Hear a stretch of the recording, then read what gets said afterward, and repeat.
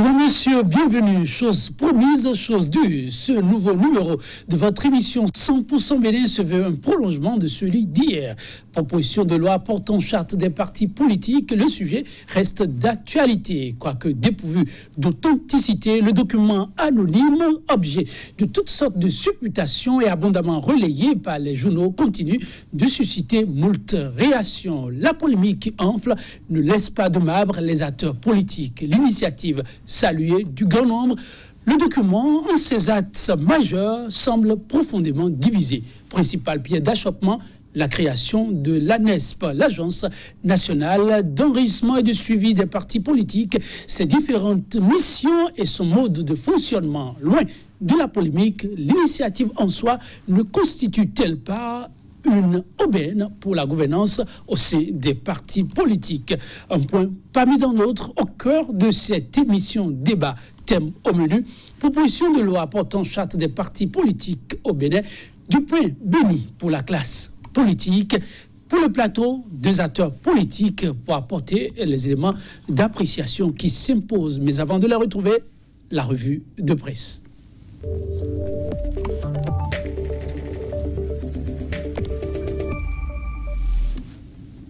Nous retrouvons Emmanuel Crépy pour nous présenter l'essentiel de l'actualité telle vue par les journaux à nous parvenus ce jour. Et je me retourne donc vers lui.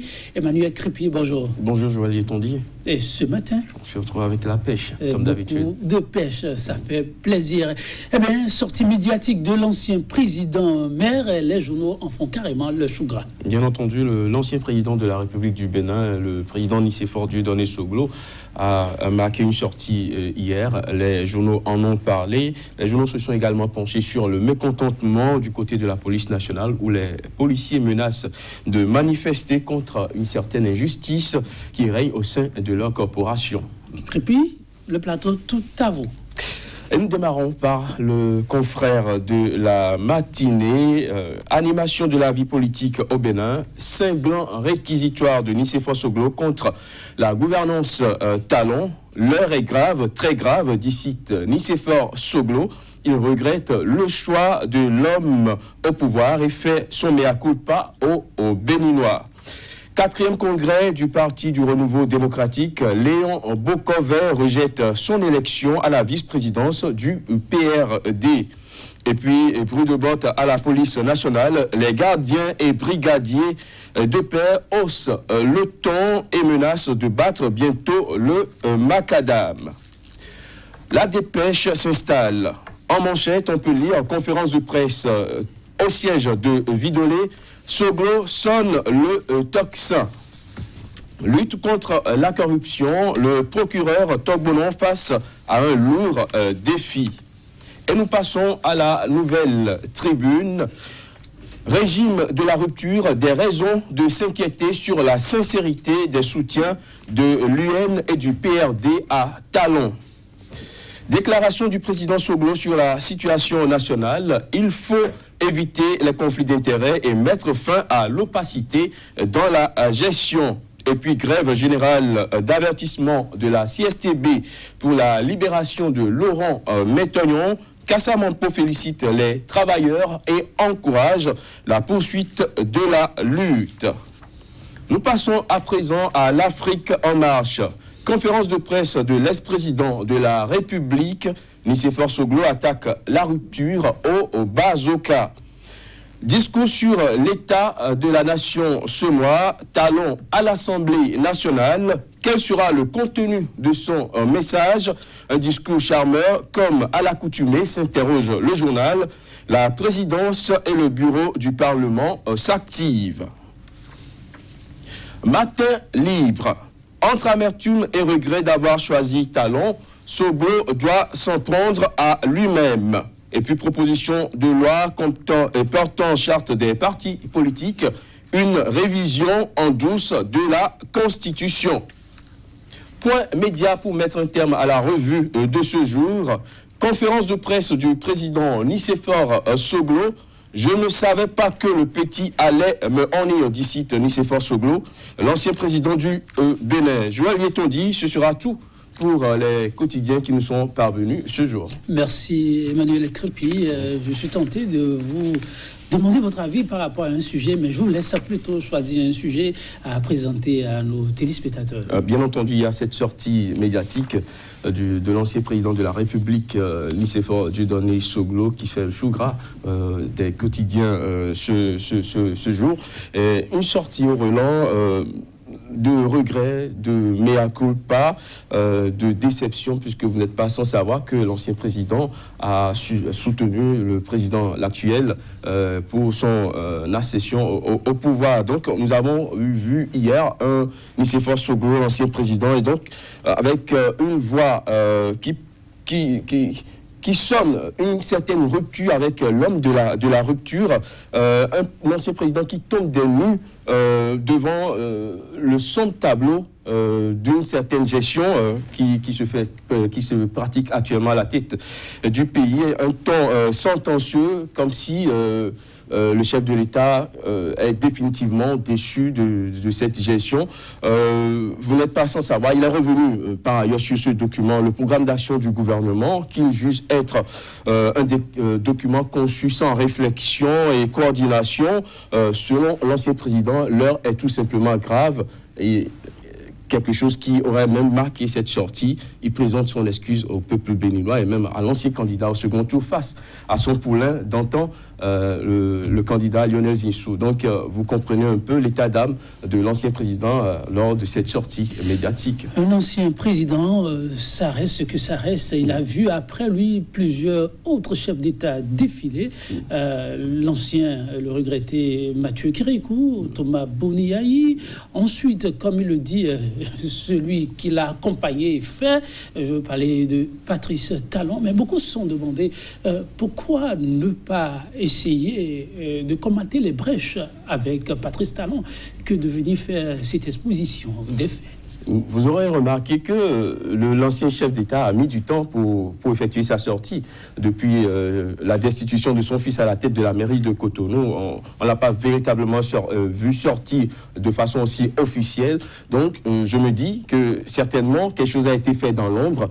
Et s'il a jugé bon de faire cette sortie officielle médiatique, c'est que, comme il le dit, l'heure est peut-être véritablement grave. Merci Emmanuel Crépy. Mesdames, Messieurs, vous l'avez compris, ce sera tout pour cette rubrique. Demain est un autre jour pour notre développement avec les journaux qui nous seraient parvenus. À très vite.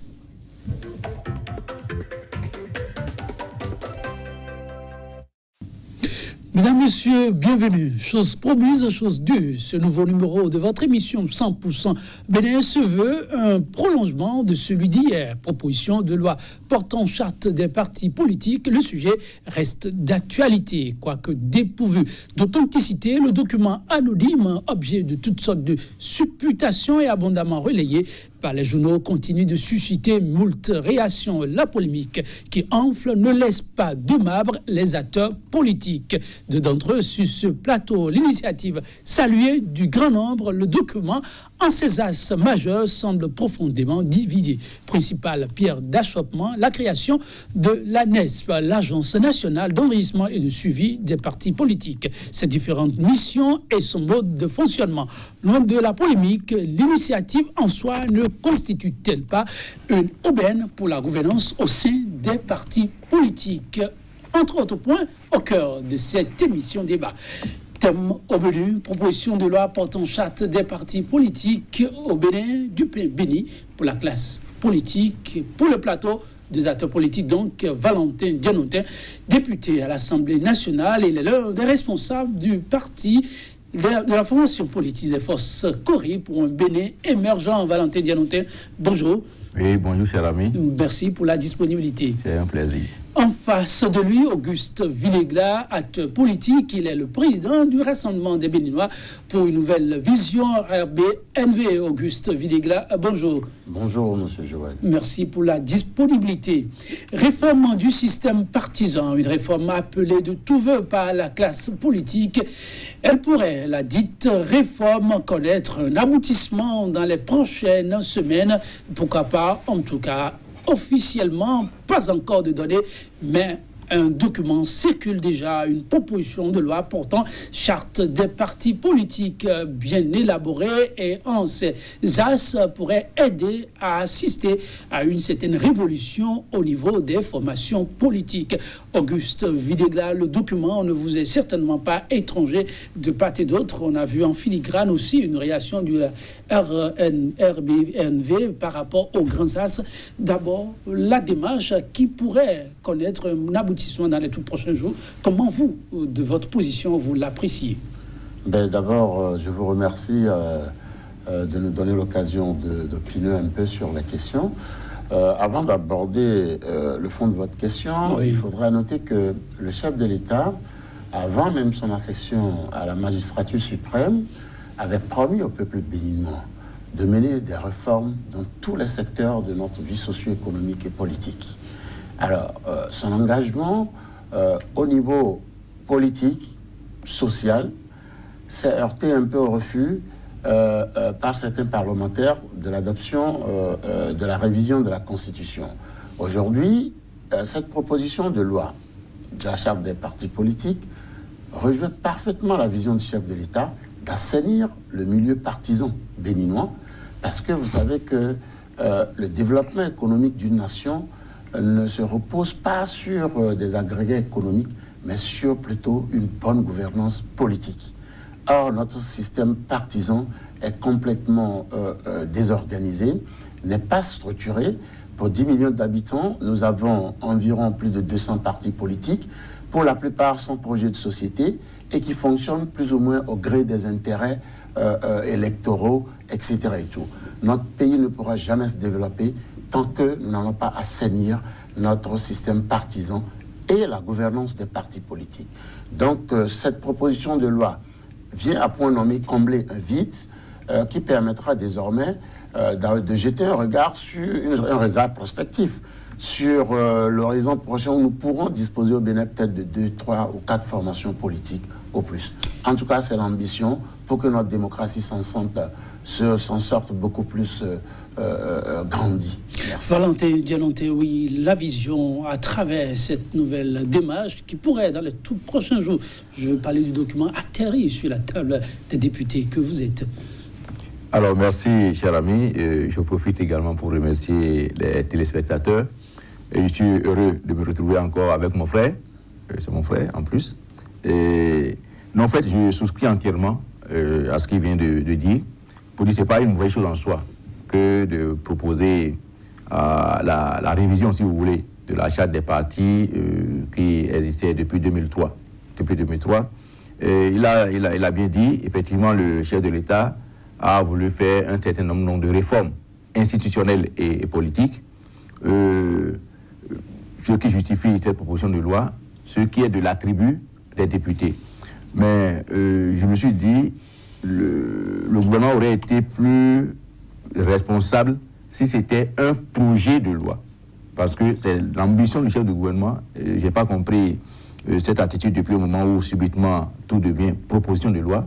Vous voyez, c'est pas que ça, c'est que c'est interdit, mais ça ne permet pas de faire une étude sérieuse du document. Vous savez, lorsque c'est un projet de loi, ça va d'abord au ministère de la Justice. À ce niveau, il y a une commission qu'on appelle la commission de codification, qui a une composition interministérielle. Vous avez toutes les compétences à l'intérieur. Le document est très bien étudié. Après, on envoie ça à la Cour suprême pour avoir l'avis de la Cour suprême. Et c'est après tout ça que ça atterrit à l'Assemblée nationale. Là, du coup, les sachants ont le temps de l'observer, de l'examiner et d'enlever tous les déchets, si vous voulez, et puis de donner vraiment forme. Mais lorsque vous avez une proposition de loi, ça vient directement, c'est les députés qui s'en saisissent, et on fait l'étude. Depuis le moment, nous avons pris l'habitude d'aller très, très, très vite, où, selon moi, l'étude n'est pas souvent approfondie. Donc, tout en saluant l'idée, tout en saluant la démarche de vouloir toiletter notre charte des partis, et pour les raisons que mon frère Videgla a évoquées tout à l'heure, je voudrais que nous ne mettions pas trop de vitesse pour éviter de saisir cette occasion pour pouvoir revoir nos tests et donner vie véritablement à nos partis politiques. Auguste Videgla, oui, un choix qui aurait été fait peut-être à dessein. Et comme je le disais à l'entame, le document n'a pas encore atterri sur la table des députés. Peut-être aurions-nous dans les prochains jours pas une proposition mais un projet de loi. Ce n'est pas exclu, non? Je ne suis pas membre du gouvernement, je ne suis pas non plus parlementaire. Vous n'êtes pas dans les secrets non plus?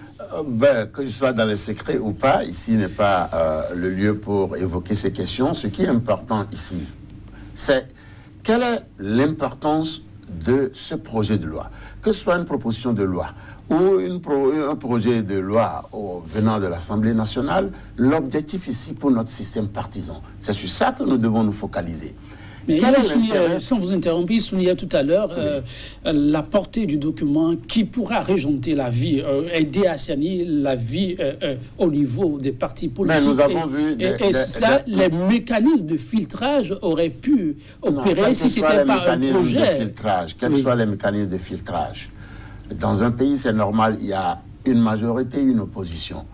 Que ce soit une proposition de loi qui vienne du gouvernement, mais lorsque ça atterrit à l'Assemblée nationale et que d'autres ne sont pas d'accord, ils feront tout pour que cette proposition de loi ne passe pas. Non, ça, c'est la loi de la majorité qui jouera. Est-ce que je me trompe? La loi, c'est bien la loi de la majorité. C'est très bien. Donc, il ironise. Non. Ce que je veux dire, pour revenir beaucoup plus sérieux, c'est qu'aujourd'hui, nous avons enfin la possibilité d'assainir notre paysage politique, d'assainir l'organisation de nos partis politiques.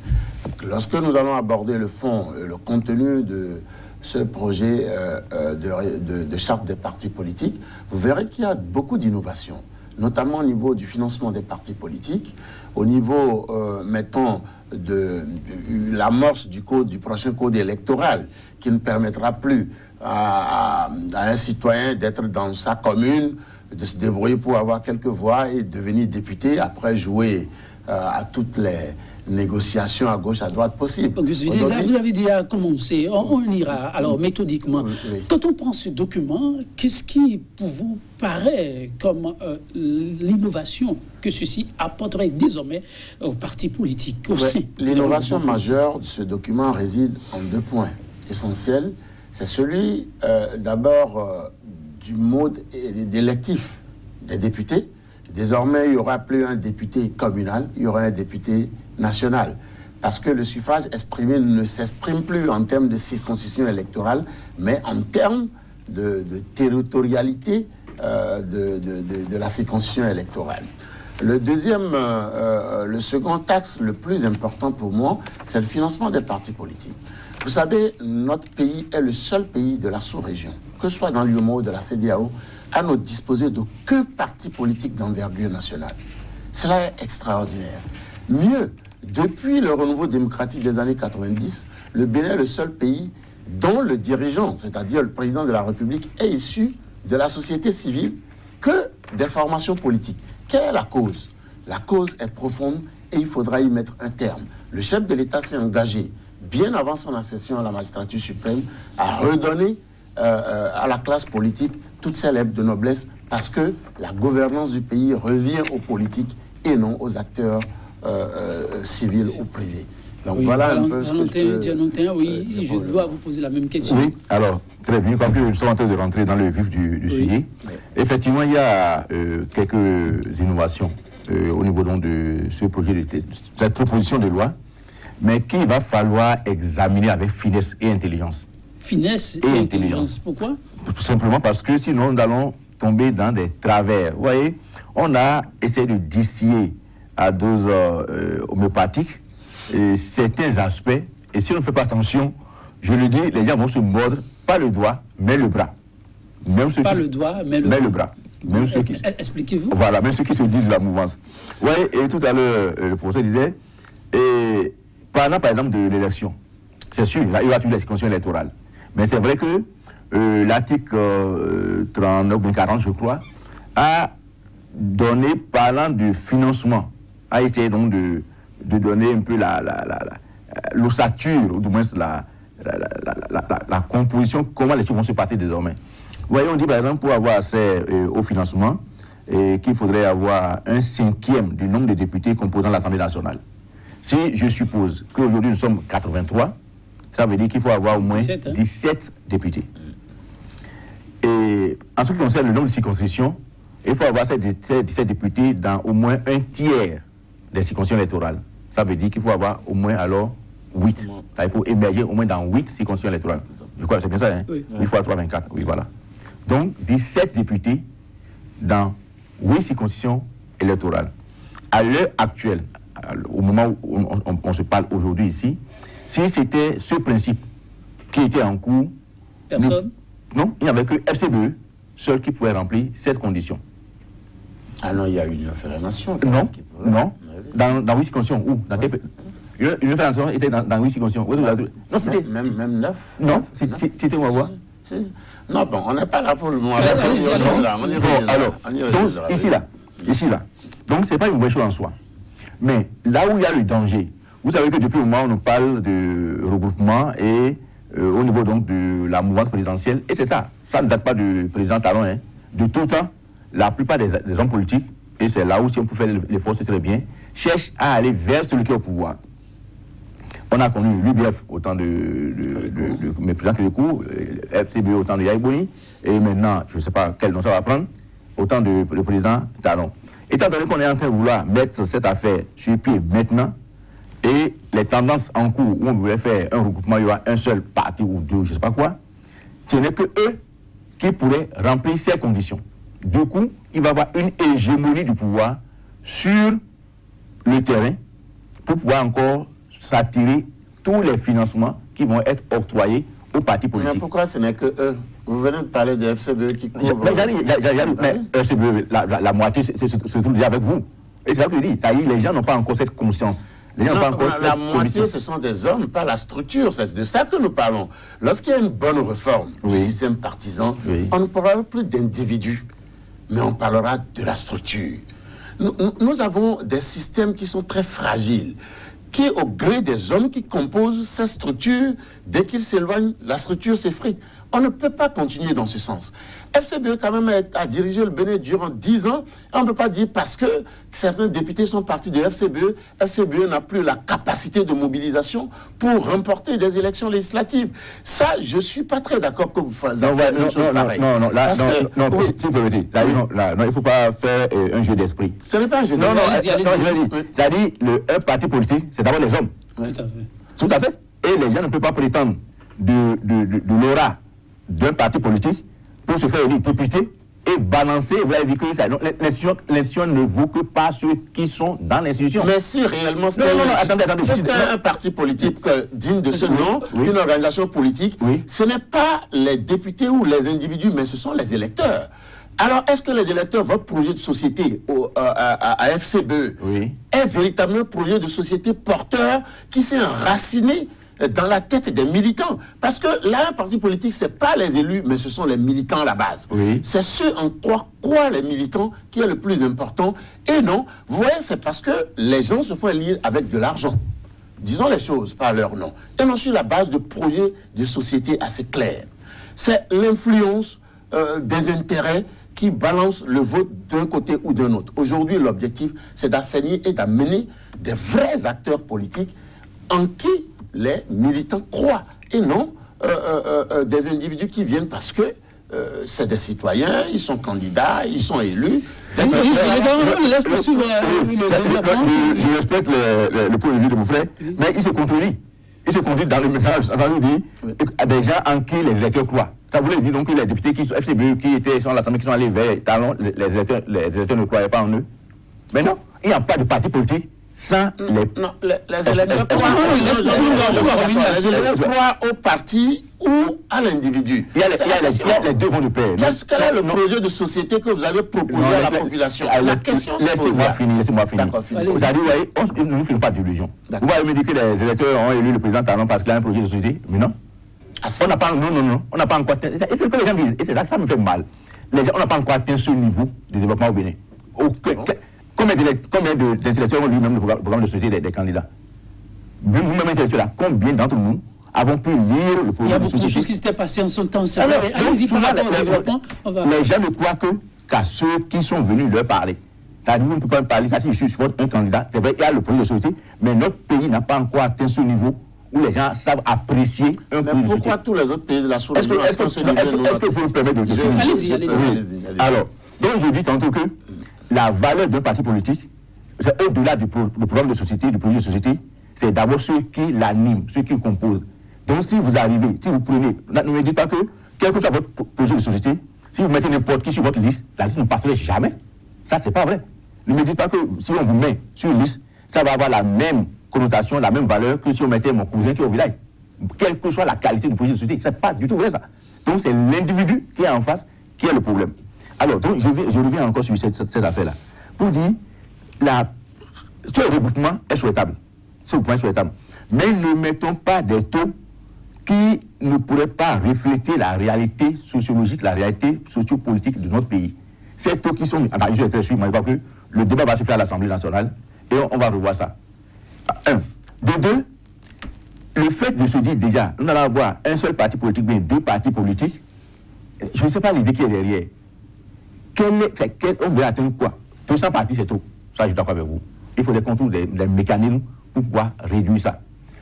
Et heureusement, c'est une transposition, effectivement, quelque part, des idées qu'on avait distillées dans le projet de révision de la Constitution, qu'on veut récupérer ici. Ils ne sont pas allés jusqu'au bout du raisonnement. Du coup, nous allons tenter de faire un regroupement.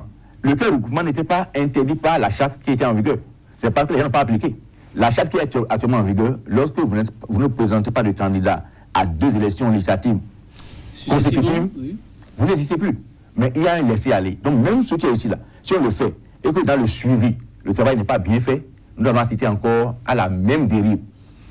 Une chose est très sûre, ça va permettre effectivement d'avoir une couverture plus large que par le passé, mais il faudrait que l'on affine les positions qui sont faites. Je crois que je vais revenir, je ne vais pas me faire la parole, je vais revenir encore sur le plan de financement et d'autres aspects. Auguste Villegla, vous l'avez souligné tout à l'heure, l'objectif principal, c'est valoriser la structure au-delà de la personne. Il y a un aspect qui est souvent évoqué par vous-même, acteurs politiques. Nous avons des électeurs qui plutôt votent selon l'appartenance régionale. Est-ce que dans les dispositifs, les mécanismes sont mis en place pour transcender cela? Et dans le temps, est-ce qu'on peut y arriver? Ou on risque d'avoir un schéma du genre, on s'allie rien que pour la circonstance et non dans la durée? Non, justement, c'est pour mettre fin à on s'aligne pour la circonstance et non dans la durée que ce projet a été initié, la révision de cette charte, parce que, comme l'a dit l'honorable Jonathan, l'ancienne charte prévoyait que les partis politiques qui ne participent pas à 2 élections, qu'on puisse leur retirer l'agrément, mais ça n'a jamais été effectif. Sur les 200 partis politiques que nous avons, à peine une vingtaine sont des partis politiques réels qui fonctionnent, qui ont une structure, un siège, etc. Mais il n'y a pas de décision prise parce que c'est l'administration. C'est pour ça que nous viendrons tout à l'heure. Quelle est l'idée de création de l'agence? Vous savez, les agences sont des bras... On y revient tout à l'heure. Alors, pour revenir à ça, l'objectif pour nous, pour le gouvernement, pour le président Patrice Talon, comme pour les initiateurs du projet de loi à l'Assemblée nationale, c'est de réussir à contenir dans un grand ensemble des groupes de partis politiques. Lorsque vous prenez un parti politique qui n'a pas la possibilité de couvrir 8 circonscriptions électorales, ça veut dire qu'il n'a pas de militants dans les 8 circonscriptions électorales, il va disparaître de lui-même.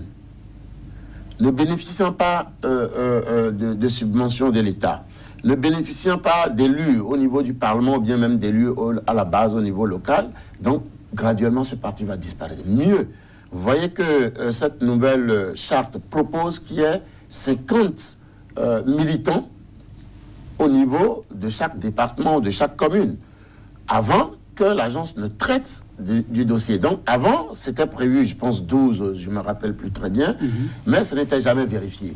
En fait, c'était des militants fictifs que les gens se prenaient pour le mettre. Donc, pour la plupart du temps, nous savons un peu comment les choses se passent. Donc, mais là aussi, au niveau des 50 militants à la base, oui. Est-ce que l'agent ne pourra pas aussi influer? Alors, on peut ne pas être militant et se faire adopter, se faire coopter. Est-ce que le risque n'est pas là? Nous avons même, au niveau de la majorité présidentielle, nous avons même l'ambition d'enrichir encore avec des idées ce premier jet de la proposition de loi, notamment, par exemple, en exigeant, par exemple, que les partis politiques ou groupements de partis politiques puissent avoir des sièges dans au moins 1/5 des circonscriptions électorales, des sièges permanents. Le financement pourra aider à faire cela, parce que la fourchette... Mais le financement n'est pas qu'étatique. Un parti politique, c'est la cotisation des militants. C'est l'une des ressources des partis politiques. Mais les responsables des partis ne sensibilisent pas les militants à cotiser, à participer à la vie du parti. Les partis politiques sont pour la plupart du temps devenus plus ou moins des entreprises, où nous avons des chefs, etc. Alors qu'un parti politique, c'est l'ensemble des militants, c'est la propriété de tout le monde. C'est comme une association. Donc, l'objectif ici, pour nous, c'est plutôt d'amener les gens par un certain nombre de mécanismes à s'associer pour former des grands ensembles qui respectent des démarches plus ou moins de bonne gouvernance de notre système partisan. Je l'ai dit tout à l'heure en l'entame du débat, il est quand même malheureux qu'on voit la Côte d'Ivoire, le Niger, le Burkina, le Mali, tous les pays, le Sénégal, ont des grands partis politiques qui ont au moins 2, 3, 4 partis politiques. Mais au Bénin, ça n'existe pas.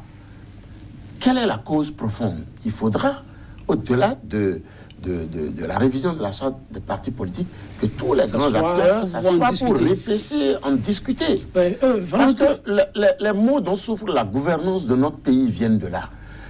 Tous les régimes qui passent, de Soglo 1 à Kérékou 1, 2 à Yayi Boni, et aujourd'hui, son excellence le président Patrice Talon, nous voyons que le Béninois se plaint toujours de la gouvernance de son pays.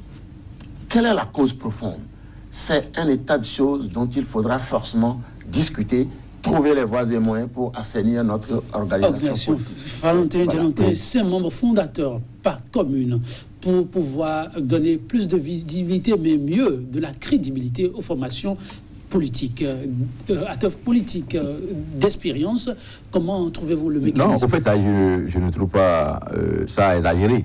Ça ne pose pas du tout problème. Un pari tenable. On peut tenir ça. Et même si je pense qu'avant c'était des gens fictifs, ça m'intéresserait. Parce que vous devez produire l'acte de naissance de l'intéressé, vous avez plein de papiers à faire, donc il ne peut pas avoir de militants fictifs pour faire un parti. 50, c'est pas trop. Je crois que c'est tenable. Mais moi, je voudrais que l'on aille un peu plus parce que nous n'avons pas... Oui, allez-y, vous avez la parole. Oui, je dis que ce document, quoi que ça lui est, il y a beaucoup de pièges. Allez-y. Et c'est ce qui était mis dans le projet de révision de la Constitution. Ouais, je prends par exemple l'article 9. L'article 9, où on vous dit par exemple les activités des partis politiques à l'occasion des réunions publiques d'information, sont régies par les lois. Et on dit toutefois, les réunions sur la voie publique demeurent interdites dans les conditions prévues par l'article 6 de la loi du 30 juin 1881. Ça vous dit quelque chose? On fait référence à une loi de 1881 pour dire que les réunions sont interdites. Quelque chose qui est colonial, pré-colonial même, ça dit loin de l'indépendance. Une loi pour régir les questions de marche. Déjà, on l'avait perçu. Parce que dans la Constitution, c'était dit que non, les réunions pour parler, pour acclamer le président ou la qui était interdit. Et nous avons dit, cette affaire-là, on percevait déjà que c'est une question de restreindre les libertés publiques. Quand vous allez demander à un parti politique, de ne pas pouvoir faire des organisations et autres là. Mieux, on va plus loin pour dire, avant de le faire, il faut demander ci, il faut demander ça. Mais en période électorale, est-ce qu'on a besoin de demander encore une autorisation, de faire une déclaration à un maire pour pouvoir faire des manifestations? Est-ce que déjà, maintenant qu'on a destitué tous les maires, maintenant qu'on a mis les maires qu'on veut, est-ce que ce n'est pas une manière d'empêcher certains partis politiques, pour le temps venu, pour ne pas pouvoir faire des manifestations sur le terrain? Vous voyez, ça me pose un problème. Je vais encore plus loin. Et là, je crois qu'il faut qu'on le débat, on le fasse sérieusement là-dessus. Cette histoire de comment vous appelez ça, Agence nationale d'enregistrement. Avant de vous donner la parole par rapport à l'agence, il ira très rapidement par rapport au point que vous avez évoqué, les restrictions de liberté. Je savais qu'on allait y venir. Beaucoup voient à travers cette décision, puisque c'est le maire qui autorise, que là, le pouvoir exécutif peut très habilement instruire le maire à ne pas donner autorisation pour manifestation concernant tel ou tel autre parti. Le risque est là. Même dans l'ancienne charte des partis politiques, il y avait des dispositions qui encadraient l'activité politique. Oui, puisqu'il est question maintenant de ne pas faire. Notre pays est un pays pauvre. Notre pays est un pays à la recherche de son décollage, à la recherche du bien-être de ses populations. Nous n'allons pas passer le temps à faire de la politique politicienne. Nous devons plutôt nous concentrer sur les grands enjeux de notre pays pour sortir de l'ornière. Vous savez, quand vous allez dans la campagne, nous avons encore des concitoyens qui ne trouvent pas un repas par jour. Lorsque vous avez ces enjeux en face et que on permette des débrayages, les partis politiques, si trop de liberté tue la liberté. Il faut encadrer. Donc vous êtes d'accord que c'est une certaine restriction? Non, ce n'est pas une restriction, non, loin de là. Ici, dans l'ancienne charte des partis politiques, on a dit les partis politiques ne peuvent pas faire de la publicité, ne peuvent pas faire des réunions sur la voie publique. C'est dit dans l'ancienne charte des partis politiques. Je ne sais pas pourquoi l'honorable ne voit que cette proposition de loi. Même l'ancienne charte des partis politiques, c'était en 2003. Mais c'est prévu. L'exécutif est dans la perfection. Dans la perfection. Mieux, le problème, il a parlé de période électorale. Il y a le code électoral qui encadre les dispositifs de la campagne, de la pré-campagne, etc. et tout, qui n'ont rien à voir ici avec la charte des partis politiques. Donc voilà un peu les précisions que vous pensez utiles. En temps normal, sans élection, je pense que chaque formation politique fait ses réunions, organise ses réunions dans les lieux indiqués, dans les locaux, dans ses bureaux, etc. Mène ses activités, fait ses meetings, mais suivant la loi. Parce qu'il faut quand même qu'il y ait de l'ordre dans le pays pour qu'on puisse avancer sur les vraies questions de développement de notre pays. Voilà le principal point d'achoppement au niveau de cette proposition de loi, c'est la création, disais-je, de l'ARCEP. Il y a beaucoup de couacs en ce qui concerne cette disposition. Je laisserai plutôt la parole à Valentin Dialontin pour évoquer les points qui, à son avis, méritent toilettage avant de revenir plus en profondeur. Merci beaucoup, merci. Et donc avant d'en arriver à l'agence, je voudrais relever deux choses. Oui. Dans l'ancienne charte, personne n'a interdit les marches, c'est-à-dire sur la voie, tout ça, ça n'existe pas. Un. Et de deux, la question même des partis politiques, là, même dans les grands pays dont on parle, je suis d'accord, hein, il faut qu'on prenne des dispositions pour pouvoir rétrécir. Mais contrairement à ce qu'on pense, que ce soit même en France, que ce soit aux États-Unis, il n'y a pas que 2 partis, 3 partis. Hein.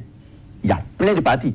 Il y a une sélection naturelle qui se fait. C'est vers ça que nous voulons. C'est une sélection naturelle. Ce n'est pas une sélection naturelle, c'est les dispositions prévues qui ont amené les gens à... Mais vous voyez, je vous donne l'exemple de la France. Savez-vous que François Fillon avait son parti politique? Oui. Mais c'est un petit parti politique, mais qui s'est fondu dans les Républicains et l'UMP d'avant. Donc presque tous ces acteurs ont des partis politiques, mais sont restés dans un bloc donné. C'est les dispositions de leur charte, de leur organisation politique qui l'obligent. Donc, nous ne pouvons pas continuer à rester indéfiniment. Qu'est-ce qui fait qu'il y a une instabilité politique dans notre gouvernance? Hop, telle personne gagne les élections, président élu, tout le monde balance. Dès qu'il trébuche un peu, tout le monde rebalance de l'autre côté. Résultat, il y a une instabilité permanente qui ne permet pas d'amorcer le développement socio-économique de la France. L'honorable Jonathan est vraiment d'accord, il le sait, c'est dans sa posture de pouvoir. On va lui laisser posture, oui. Non, c'est pas question de posture. Chers invités, on risque d'être supprimé par le temps, allez-y. Je dis la même chose que vous, mais peut-être que vous ne me comprenez pas. Ce que je dis là, même en France, je parle, lorsqu'il y a une élection, il n'y a pas que 2 ou 3 partis, hein. Il y a plein de partis qui vont aux élections. Ce que je dis, même si on appliquait, je ne suis pas contre les mesures pour pouvoir réduire le nombre de partis. Ça, il faut qu'on s'entende. Je suis tout à fait d'accord. Mais je dis, même si on appliquait l'ancienne charte là, où on dit si vous n'avez pas des candidats à 2 élections législatives, vous disparaissez, on aurait même assisté à la même solution. Laissons ça. Revenons à l'agence. Vous voyez, voilà, moi je dis, ça c'est le comble. C'est l'innommable même ça. Ce qu'on veut ici là. Nous avons une direction de l'affaire intérieure au ministère de l'Intérieur. On laisse ça et on se permet de dire que désormais on va créer d'abord une agence. Pourquoi une agence? D'abord on veut faire une activité commerciale. On veut créer une agence et que cette agence nationale d'enregistrement et de suivi des partis politiques, qui va être dotée de personnalité juridique, tout ça là, est placée sous l'autorité du président de la République. Est placée sous l'autorité du président de la République. Mieux, on va loin et on dit encore les crédits nécessaires au fonctionnement de cette agence-là sont inscrits au budget général de l'État au titre des organismes rattachés à la présidence. Alors que, pourquoi vous voulez encore distraire les fonds publics dans une agence alors qu'il y a une direction dans un ministère qui de tout le temps a joué ce rôle-là? On a trouvé ça où? Dans quel pays du monde? On veut toujours innover. Et on veut encore mettre des crédits à disposition de cette structure pour pouvoir dilapider les maigres ressources dont nous disposons. Regardez la composition, l'article 12. On dit, pour la composition, on vous cite des personnes, en dehors du représentant du président de la République, il y a un représentant du gouvernement, il y a un représentant de chacun des deux partis, naturellement, au moins un, il y aura au moins un ou les deux même seraient peut-être même du gouvernement, un représentant du Conseil économique social, c'est ça que je vois un peu l'autre, représentant de la commission électorale, pour d'interrogation, représentant, bref, sur les 9, vous risquez d'avoir 7 à 8 pour le gouvernement. Et lorsque vous voyez les attributions de cette agence... On parlera des attributions tout à l'heure. Oui, Auguste Videgla, pourquoi une agence? C'est l'interrogation. Pourquoi une agence? Vous savez, notre pays, je m'excuserai auprès de mes concitoyens et de l'honorable, nous sommes, excusez-moi, sociologiquement indisciplinés par essence, dans l'ensemble de nos démarches. La charte des partis politiques 2003 a prévu beaucoup de dispositions pour encadrer un certain nombre de choses qui auraient pu permettre d'assainir le climat politique. Ça n'a pas réussi. Pourquoi nos concitoyens ne croient plus en l'homme politique? Pourquoi? Donc, c'est autant d'éléments qui ont amené ceux qui ont initié le projet de loi à dire, bon, écoutez, en créant une agence, d'abord, le chef de l'État, à son accession à la magistrature suprême, a dit, je veux reformer le pays, de fond en comble. Si vous prenez les 3 grands piliers de la gouvernance, nous sommes au niveau du premier pilier. Les agences ont une importance et une particularité qu'ils se dissocient un peu du mécanisme administratif de l'État où beaucoup d'influences et de pression ne permettent pas au dossier d'avancer rapidement. Mais cette agence est rattachée au chef de l'État. Oui, la majeure partie des agences créées sont rattachées au chef de l'État parce que c'est le chef de l'État. Quand on dit le chef de l'État, ce n'est pas le président Patrice Talon. Le président Patrice Talon ne sera pas président du Bénin pour l'éternité. On a vu les différents chefs d'État. Auguste Videgla, oui. On a vu les différents chefs d'État qui finalement finissent par avoir des ambitions politiques. Et désormais, on tend à avoir que des hommes politiques à la tête de l'État. Non. Nous avons une cour constitutionnelle qui est chargée de réguler. Et puis le texte, en sa forme actuelle, ne passera pas. Les députés vont faire des amendements. Tous les parlementaires sont des acteurs politiques. Vous y croyez? Non, j'y crois fermement. Il y aura quelques amendements. Mais l'agence est indispensable. Rattaché au chef de l'État, vous non, pensez peut-être que ça, c'est discutable. On ne voit pas. On peut rattacher peut-être l'agence à la Cour suprême, à la Cour constitutionnelle, mais pas loger forcément au ministère de l'Intérieur parce que les interférences administratives, pour la plupart du temps, pourquoi, malgré les dispositions de l'ancienne charte, jamais aucune sanction n'a été prise, comme aucun parti politique n'a jamais été fermé. Aucun parti politique. Sur les 200 ou 300 que nous avons, l'honorable ne va pas me dédire. Oh, il y a des partis politiques qui existent sur le papier, ni siège, et peut-être que c'est des partis politiques de voiture. Mais il n'y a jamais eu... Non, il sait bien de quoi je parle. Il n'y a jamais eu de sanction contre... En créant l'agence, l'objectif est d'assainir notre organisation politique. Ne voyez pas toujours le mal caché derrière toute initiative. Maintenant, le rattachement de l'agence à l'exécutif directement permettra d'agir et d'atteindre les objectifs escomptés en matière d'assainissement de notre système. Mais vous concevez que le risque dont il parle est aussi grand? Non, le risque est grand et je suis d'avis avec lui qu'on peut imaginer que le chef de l'État puisse vouloir faire un peu régenter le système partisan selon ses ambitions, s'il a une mainmise sur l'agence... Donc, Valentin Dianté, vous parlez des attributions. Oui, voilà. Et, oui, je suis heureux qu'il y ait eu un peu d'ouverture au niveau de mon frère. Ça, je vous dis, parce que nous sommes tous dans le monde politique, ce que je dis, ça, c'est pas simplement parce que je suis dans une position d'opposant aujourd'hui. C'est une invite, non seulement à mon frère, mais également à toute la classe politique. Si nous nous laissons aller, et parce qu'on veut coûte que coûte faire plaisir au chef de l'État actuel, tous on va regretter. Parce que c'est un test qui va disposer pour plusieurs années. Ici, c'était 2003. Aujourd'hui, nous sommes en 2017. Donc, ça fait au moins 14 ans, 15 ans pratiquement. Espérons que cette loi aussi va vieillir aussi autant que celle qu'on veut remplacer. Mais si, c'est inévitable. Ce n'est pas la personne même du talent qui est le problème.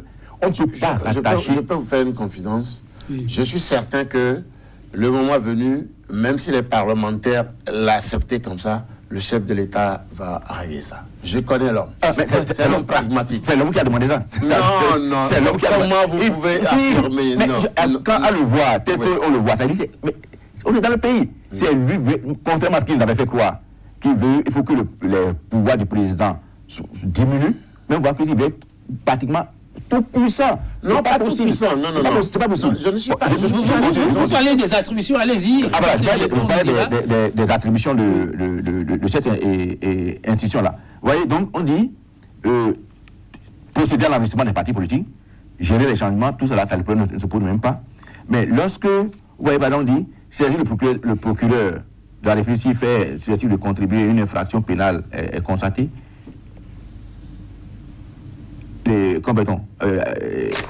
l'article 18, le nombre de...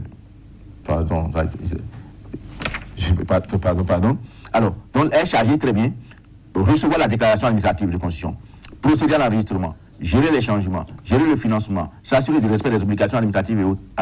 Bref, lorsque vous lisez toutes les attributions données à cette agence, vous constatez que à tout moment, c'est cette agence en même temps qui va devenir le bureau des partis politiques. Et il y a même des délais qui sont donnés. On a fait semblant de faire croire aux gens qu'ils ont la possibilité de saisir la Cour suprême dans des délais tellement réduits où on dit en urgence, comme si la Cour suprême n'a que cela à faire. Si vous lisez correctement, peut-être reposer tous les articles liés aux attributions de cet organe-là, vous allez voir que c'est quelque chose de très sûr.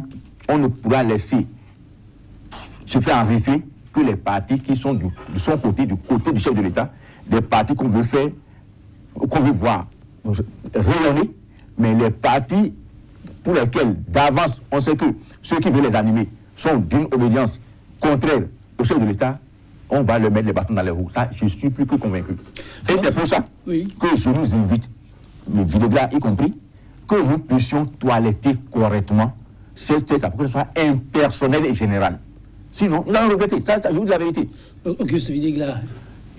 Oui, bon, par rapport aux attributions, j'inviterai l'honorable et d'autres personnes qui le veulent à consulter un peu les attributions de la direction des partis politiques au ministère de l'Intérieur. C'est presque les mêmes attributions.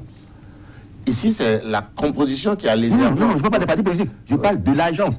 C'est-à-dire, on devait faire... les attributions de l'agence... Si on doit faire les actions de l'agence, faire la lecture, c'est de faire ça par rapport à la direction des affaires intérieures aujourd'hui. Exactement. Je ne parle pas des directions des partis politiques. Ouais. Cette agence qui va enregistrer, qui va gérer les finances, qui va tout faire par rapport aux partis politiques, je dis tel que c'est mis là, tout est mis en œuvre pour que d'autres partis ne puissent pas naître en dehors des partis du chef de l'État. Non, je peux vous rassurer d'une chose, le texte sera toiletté. C'est la première mouture qui sera étudiée. Les partis politiques qui animent la vie politique vont faire des propositions. Il y aura des amendements, les députés vont amender. Et même au niveau de la mouvance, nous allons apporter des idées novatrices. Par exemple, le texte ne prévoit pas, par exemple au niveau du financement, on ne prévoit pas les dispositifs pour les formations politiques qui auront beaucoup d'élus locaux, mais pas de députés à l'Assemblée nationale. Parce que ça peut arriver. Alors, ça n'existe pas dans les textes. Nous allons l'introduire, nous allons le suggérer. Bon, parce que vous pouvez avoir des maires, ne pas avoir des députés. Comment accéder au financement de l'État? Ce n'est pas prévu dans le projet. Donc, ce n'est qu'une première mouture. C'est ce que nous avons regretté au niveau du projet de loi de la modification de la Constitution. Un projet n'est jamais parfait.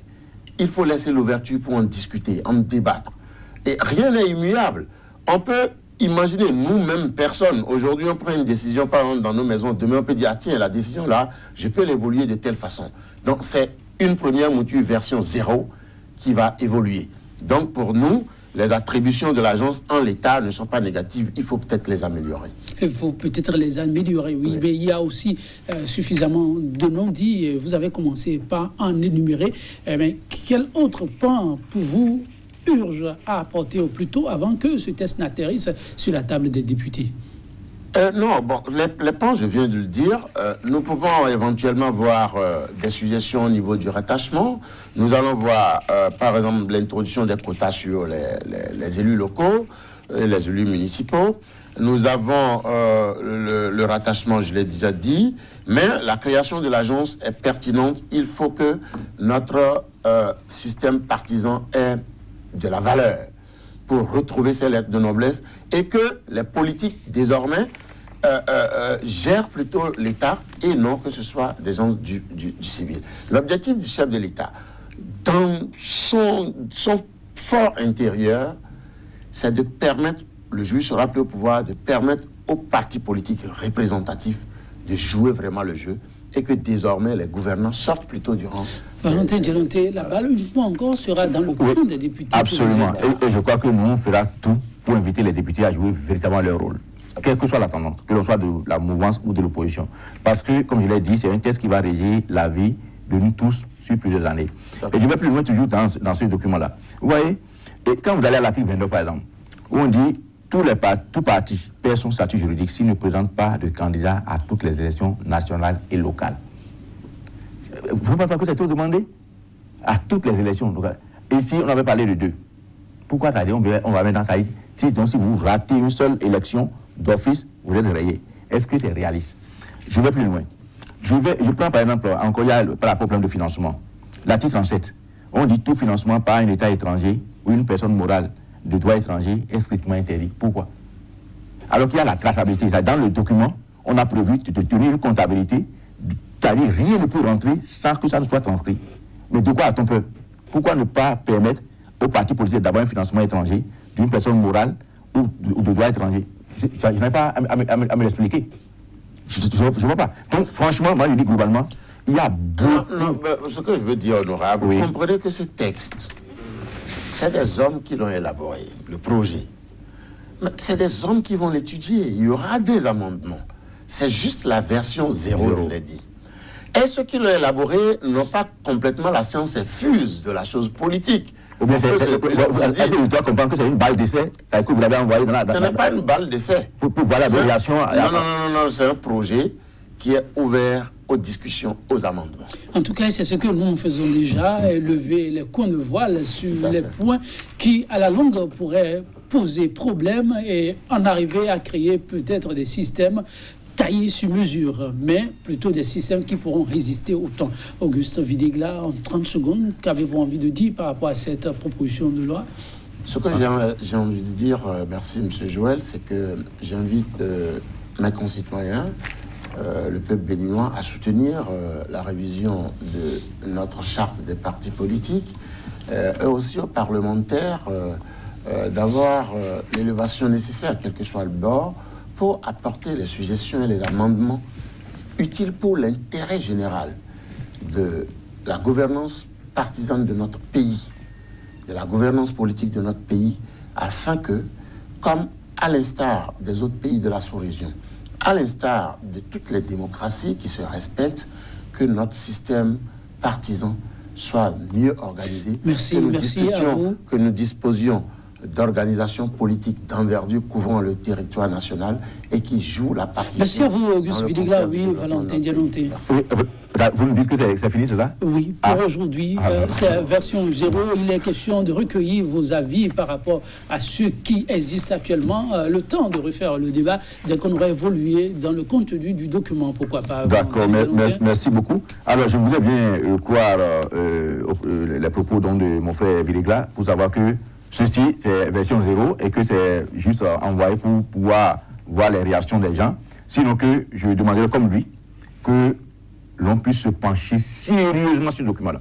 Il y a des dispositions qui ne doivent pas permettre de faire figurer dans un document. Une agence rattachée à la présidence de la République, avec tous les pouvoirs que moi je vois là, c'est-à-dire, autant dit carrément, désormais c'est le président qui décrète, c'est-à-dire, on a dit le président qui dit, bon, voilà les partis qui vont exister. Sinon, tel que j'ai vu là, c'est pas possible. Les questions de financement, d'abord, comme il a dit, il y aura le code électoral. Sinon, en réalité... Mais nous sommes... terminer, c'est juste... Alors, donc, j'invite vraiment la classe politique à vraiment avoir la tête sur les épaules, quelle que soit notre tendance, quelle que soit nos positions, pour qu'on puisse faire une étude. Oui, merci Valentin Diamantin. Chers invités, vous l'avez compris, il s'agit plutôt d'une émission éclairage par rapport à ce qui peut constituer les forces de ce document qui circule depuis peu et en même temps ses insuffisances. Quelles sont les touches qu'on pourrait apporter pour à terme avoir un document qui grandit la République dans la durée et non dans le temps. Mesdames, Messieurs, 100% Bénin, c'est tout pour le numéro de ce jour. Nous allons vous fausser compagnie sur ces citations de la célébrité rock'n'roll passée de vie à trépas John Hallyday. Exister, c'est savoir insister. Insister sur ses principes, insister pour la concrétisation de ses rêves les plus chers. Vous en avez sans nul doute, mesdames, messieurs. Sachez vous y accrocher. Demain, c'est notre jour pour de nouveaux soleils qui vont sans nul doute rayonner dans votre vie. Mesdames, messieurs, merci d'avoir été des nôtres. À très vite.